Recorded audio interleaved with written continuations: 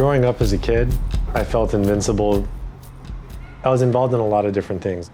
My mom used to put me in piano lessons and swimming lessons and art classes and mixed it up a lot in order to test my boundaries and see what it is exactly that I really like to do.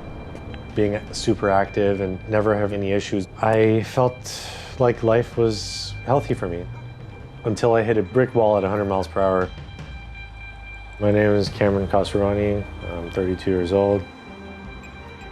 My Jiu-Jitsu background in many ways did save my life, without exaggeration. Martial arts is an investment in yourself.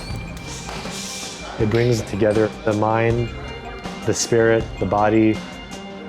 It all came about by childhood friends. Wilton and I go back many, many years, almost 20 years.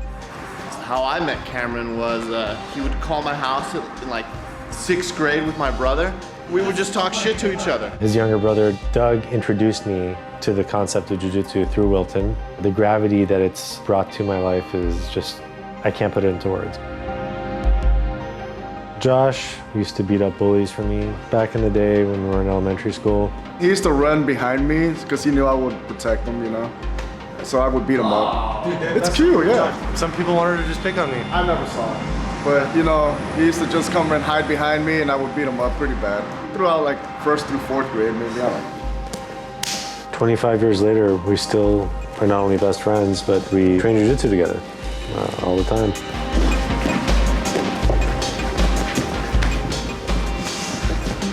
September of 2013. I had a mole on my big toe on my left foot. Not quite the size of a nickel, but maybe a little bit bigger than a dime. I had no idea what it was. I didn't think too much of it. People would say, Kamran, you should probably get that looked at. It doesn't look normal. So I went and got it checked out, and the dermatologist took one look at it and knew right away. He said, I have to take that off your foot right now. As a medical professional, I can't let you leave my lab until I take that off your toe. I was diagnosed with melanoma, a 3.2 millimeter deep. It's penetrated all 3 layers of skin. It's a form of skin cancer and it's pretty deadly. And going from that sense of invincibility and thinking that nothing can happen to me to, I didn't know if I was gonna live or die, it hit me very hard. Melanoma is the 3rd leading cause of all different cancer deaths. There's no cure once it's metastasized past the lymph nodes. 3.2 millimeters was the depth of my tumor. And at 3.2 millimeters, there's like 75% chance of lymph node involvement. I had to digest the fact that the chance of me not surviving this is very real. A lot of people who are diagnosed with cancer, it's common for them to just cry themselves to sleep and say, why me? The first few days, I'm not gonna lie, it was like that.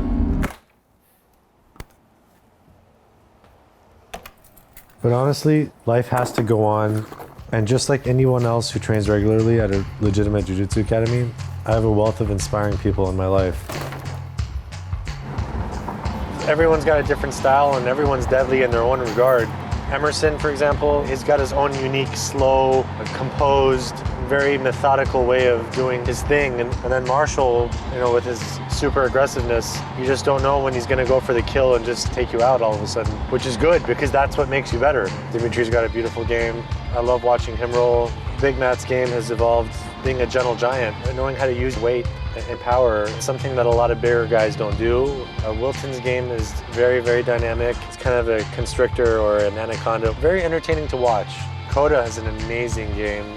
You learn so much rolling with him, where he grips, anticipating what he's gonna go with next. You could tell the man has spent so many minutes on the mat. Our sensei, hey, that aggressive, stay on top, always keep pushing the pace. He always says, like in his Portuguese accent, fuck give up, fuck give up. And he's right. If you give up when you feel discomfort or pain, or if you feel like the guy is just better than you and you're just gonna give up because you want an easy way out, that's not what Jiu-Jitsu is about, and it's especially not what the Carlson Gracie way of Jiu-Jitsu is about. And we have that in our academy.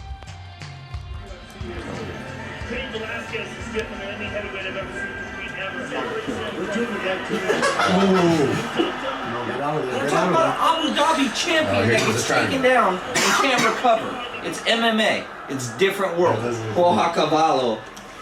My brethren, Marshall, Josh, Wilton, Doug, everyone was there to really shake me and say, hey, Cam, you're a fighter inside, you're gonna beat this. I really believe deeply my training with the family at Hayes has given me such a strong ability to believe in the fact that I can beat this thing, that looking back at it now, I believe that that's actually what happened. I had surgery, a sentinel lymph node biopsy. They took out some lymph nodes, tested them. They also took skin graft from my toe to clear any margins. For the most part, we got good news. So far, I've had 3 consecutive scans that have been clean, and I need about 4 more years of scanning to pass the remissionary stage and say that I've been completely cured of this. And it's very easy for me to sit here and tell you right now that I have no doubt about it that I beat this thing with my mind. That feeling of being in a bad position and getting into a better position, that constant fight, us training that and practicing that over and over again, there's a gift for everyone behind that.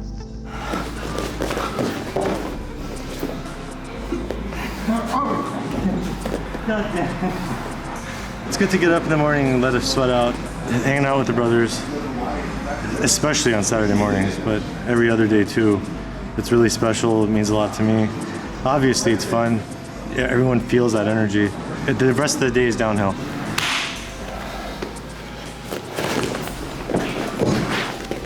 I feel extremely blessed to have such beautiful human beings around me that I can share this energy worth that we call Jiu-Jitsu.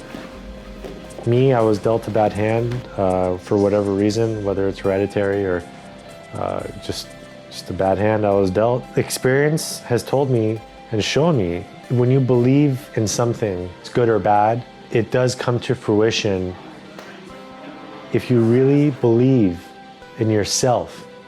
And if you believe in the power of your mind, then you can overcome.